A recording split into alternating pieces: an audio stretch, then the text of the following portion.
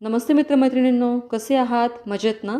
तर आज आहे 8 मार्च, जागतिक महिला दिन आणि त्यानिमित्तानं तुमच्यासमोर एक नवीन कविता घेऊन येत आहे, जिचं शीर्षक आहे महिला. तर महिला या कवितेवर आपण बोलणार आहोत.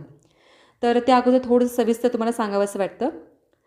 महिला, जिला आपण म्हणतो की ती देवीचं रूप आहे, जी सबला आहे, नारी शक्ती, त्यानंतर स्त्री साक्षरता याचा आपण प्रचंड प्रमाणामध्ये ऐकताना पाहतो की तिचं महत्त्व काय आहे, त्याने काय होणार आहे, कशाप्रकारे देशाचा विकास होणार आहे. पण आज जरी महिला दिन असला तरीसुद्धा मला असं वाटतं की तिच्याविषयी प्रत्येक वेळेस आपण गोडवेच गायला हवेत असं नाही आहे. कारण की स्त्री साक्षर झाली, ती तिच्या पायावर उभी राहिली, तिचं कर्तृत्व तिने सिद्ध केलं आहे, तरीसुद्धा तिच्या पर्सनल आणि तिच्या प्रोफेशनल लाईफमध्ये अशा दुसऱ्याही काही महिला आहेत, ज्या काही कमी नाही आहेत, ज्या तिलाच त्रास देतात. आणि अशाच महिला असतात की ज्या महिला दिनाचा डांगोरा पेटवतात किंवा त्यांना त्याच्याविषयी सन्मानाचा खूप आव आणतात. पण मुळामध्ये त्या खरंच तशा असतात का? तर हा पण एक प्रश्नचिन्ह आहे. तर आजची कविता जी आहे ही मला अशा महिलांसाठी करायची आहे की ज्या चेहऱ्यावरती एका दुसऱ्या स्त्रीच्या सन्मानाचा किंवा तिच्या आदराविषयीचा एक आदर बाळगण्याचा आव आणतात आणि मनामध्ये मात्र तिच्याविषयी ते द्वेष आणि तिरस्कार बाळगतात. तर त्याविषयी फारसा आपण आता कवितेतूनच बोलूया. तर आजच्या कवितेचं शीर्षक आहे महिला. आपण सुरुवात करूया. खरंच माझं काय चुकतंय हेच मला उमगत नाही. खरंच माझं काय चुकतंय हेच मला उमगत नाही. महिला असूनही तुझी जडाऊ वृत्ती काही संपत नाही.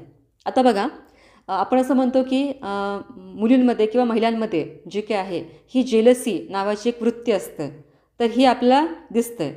फॉर एक्झाम्पल समजा आपण दुसऱ्यापेक्षा छान दिसत असतो किंवा छान काम करत असतो, तर अशाही काही महिला आहेत की ज्यांना जेलसी फील होतं आहे. ज्यांना असं वाटतं की ही माझ्यापेक्षा कसं काय छान दिसते आहे, सुंदर दिसते आहे, ही माझ्यापेक्षा पुढे कसं काय गेली. तर ह्याला आपण म्हणतो जळाऊ वृत्ती. तर अशाही काही महिला असतात. मी यशाचं शिखर गाठल्यावर तुला त्रास का होतो? मी यशाचं शिखर गाठल्यावर तुला त्रास का होतो? सतत माझ्याशी तुलना करत तुझा द्वेष का उफाळतो? तसं पाहायला गेलं तर तुलना आपण का कुणाशी करावी? आपण जसं म्हणतो की आपण स्वतःवर प्रेम करावं. मी जशी आहे ती मी खास आहे स्वतःसाठी. तरीसुद्धा आपण काय करतो, एकमेकांसोबत तुलना करतो आणि त्यामुळे आपण दुःखी राहतो. त्याला अनुसरून या ओळी होत्या की मी यशाचं शिखर गाठल्यावर तुला त्रास का होतो? म्हणजे त्या महिलेला सतत माझ्याशी तुलना करत तुझा द्वेष का उफाळतो? प्रत्येक वेळी मन मोठं करून मी सदैव तुला माफच करत आले. प्रत्येक वेळी मन मोठं करून मी सदैव तुला माफच करत आले. तुझ्या पुढे नतमस्तक होऊनही मी कायम दुर्लक्षितच राहिले.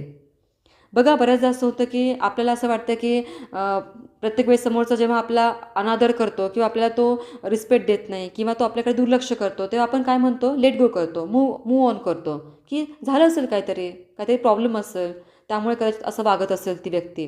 पण जर ते सतत असं होत असेल तर आपण प्रत्येक वेळेस आपण आपलं मन मोठं माफ करतो आणि तिला माफ करतो आणि प्रत्येक वेळेस आपण काय म्हणतो, जाऊ द्या जाऊ द्या. पण अशाही काही महिला असतात किंवा अशाही काही स्त्रिया आहेत की ज्या काय करतात, जाणून बुजून समोरच्याला त्रास व्हावा या हेतूने त्या तशा वागत असतात. त्याला अनुसरून या ओळी होत्या की प्रत्येक वेळी मन मोठं करून मी सदैव तुला माफच करत आले. तुझ्या पुढे नतमस्तक होऊनही मी कायम दुर्लक्षितच राहिले. एक स्त्री असूनही तुला मी पूर्णपणे ओळखू शकत नाही. आपण असं म्हणतो की पुरुषालाच स्त्रिया ओळखता येत नाही, असं नाही आहे. एक स्त्रीसुद्धा दुसऱ्या स्त्रीला पूर्णपणे चांगल्या प्रकारे कधीच ओळखू शकत नाही. त्याला अनुसरून ह्या ओळी होत्या की एक स्त्री असूनही तुला मी पूर्णपणे ओळखू शकत नाही. 21व्या शतकात जगत आहोत ना आपण, तरीही दुसऱ्या स्त्रीचा तू मान राखू शकत नाही.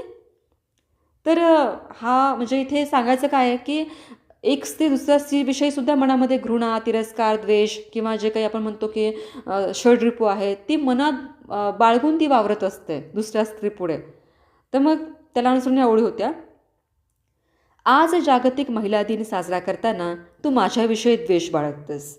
आज जागतिक महिला दिन साजरा करताना तू माझ्याविषयी द्वेष बाळगतेस. मनात षड्रिपू मिरवत असताना तू महिला दिन कसला साजरा करतेस? महिला दिन आहे म्हणून स्त्रीचे गोडवे उगाचच आज गाणार नाही.